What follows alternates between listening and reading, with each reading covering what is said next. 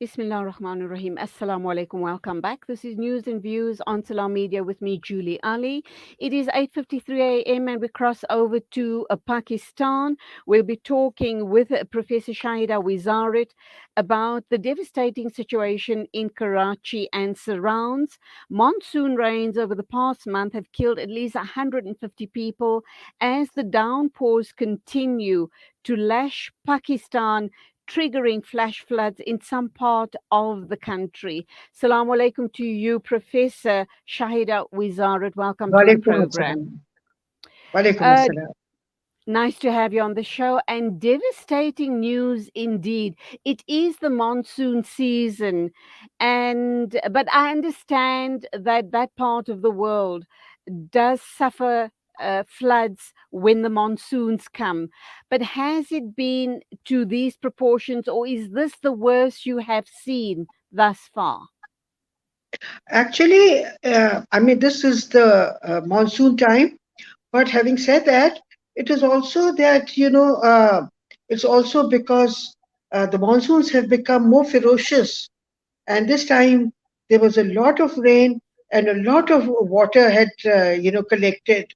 And that is partly because of global warming, and partly because governments of Pakistan for the last many years, they have not undertaken any development works ever since they have started borrowing from the International Monetary Fund. There has been no development in Pakistan, especially starting from the 1990s. There have been no water development projects. There have been no power development projects, because the entire focus of the government is on debt servicing, because they borrow. First, they borrow from the international financial institutions, and then they spend the money on their lifestyles. They live like kings and queens, and they spend all the money on their own selfish, activities. Recently, a lot of military and civilian, uh, top brass went to perform Hajj.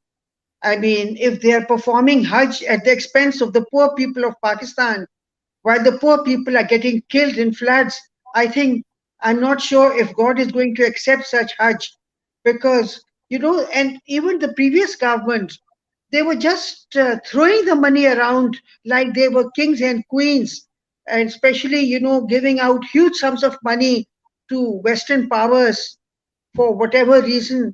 And even this government continues in its lavish lifestyles, and when it comes to the revenue side, they're imposing a lot of taxes on the people, and they're saying that things are very bad because we have to do so much debt servicing and the reserves are falling. But they don't bring about any changes in their lavish lifestyles. Okay, Professor, I know we have you on air to talk about the floods, and you've outlined very important issues, and that is aging infrastructure which haven't been attended to. Obviously, and they take these huge loans from the IMF, particularly, specifically to fix the infrastructure and for development, but they don't do that. They're involved in corrupt activities. Sounds very much like South Africa, I might add. But having said that, was anything different with the previous government of Imran Khan? Do you think there was hope whilst he was running the country? I think there was hope when he came to power, because I was also very hopeful. But then his 3.5 years, all the hopes faded, because he was running the country exactly as the rest of them had run the country. He also went to the IMF. He also gave away State Bank to the International Monetary Fund. And it is, then Pakistan couldn't borrow from the State Bank also. So I think they're all the same, whether it is PTI or whether it is PPP or PMLN or even the establishment. I think I have no hopes from any of them. So, how then, because there's no money, because government politicians are taking these loans from Western financiers like the IMF, for example, and that loan does have to be repaid. I'm wondering how they manage and when they repay that loan and at what interest rate. That's a different conversation altogether. But in this situation, loans are given to rebuild the country, to fix infrastructure. In the current situation, is there money to build the aging and the damaged infrastructure to mitigate against such damage in the country? And if not, how is government going to help the people? Lots of people have Actually, lost their lives as well, have they not, in these current floods? initially, when the international financial institutions were established, their mandate was to to do project-based lending, and that is why in the initial years we got some loans for development of our dams. We built our dams through borrowings from the World Bank, and other countries also benefited from some of these loans because they were initially for building infrastructure and for other projects.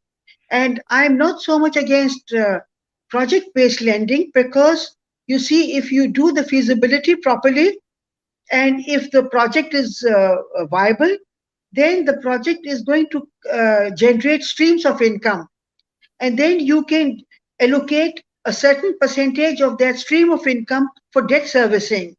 So the advantages are that first of all, that these projects are not they don't increase your debt burden because these projects increase streams of income, and part of that income can be used for debt servicing.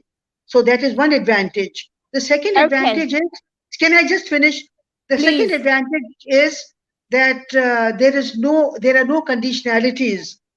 The only thing that they used to look at was that the project was feasible, and it was, if it was a viable project, then the project would itself generate its own revenues, and therefore there were no conditionalities on the country. But over the years, when the international financial institutions realized that these countries were benefiting from these loans, then they changed their mandate, and now instead of giving project-based lending, they are giving providing policy-based lending. And policy-based lending means that they are interfering in the policy framework of these developing Mm. countries. So you don't you kind of wonder which is the lesser evil of the two. Clearly, lots of monitoring has to be done when the lending happens. But again, I say because of time constraints, we can't go into that part of the conversation. Let's leave it for another time. I have a comment from Saida Tasneem Begum Khan. She says she's also living in Pakistan. The actual problem would be environmental changes, which, Professor, you have pointed out at the beginning of the program. She says the drainage systems are bad, and Imran Khan is the only hope for Pakistan. But unfortunately, we can't go into that.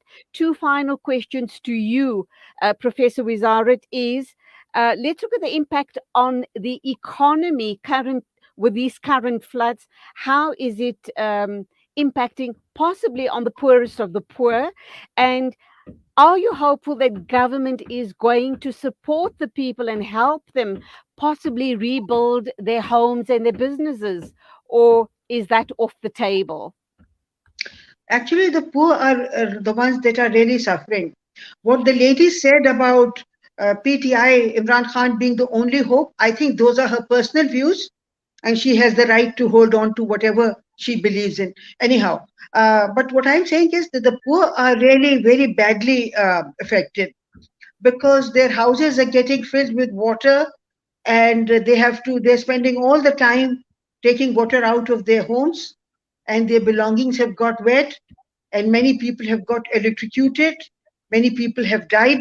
There's been a lot of loss of life in Pakistan, including in Balochistan.